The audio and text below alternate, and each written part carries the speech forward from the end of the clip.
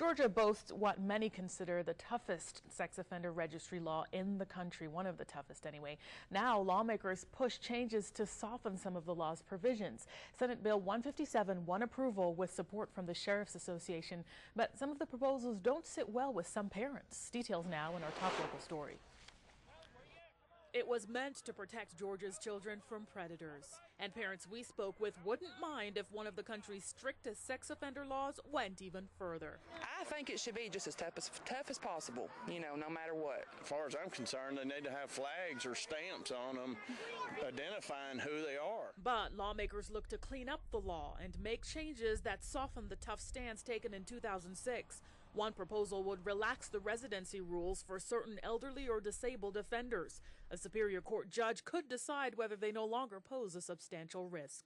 That bill, while it was very good and well-meaning and intended for good purposes, was too restrictive in some areas. So restrictive, Walker County Sheriff Steve Willson says in some cases it was impossible to enforce. The Georgia Sheriff's Association supports the bill. It would also allow some offenders to petition the courts to get off the registry entirely, clear the way for others to volunteer at churches, and eliminate the $250 annual fee for certain offenders. But I think overall the Sheriff's Association, what they're trying to attempt with this bill would be positive for all the sheriffs in Georgia. Still, some parents worry it's going in the wrong direction. That's too lenient. People that stoop low enough to abuse a child should be, punished beyond belief. Sex crimes is a bad thing, so they should be punished accordingly.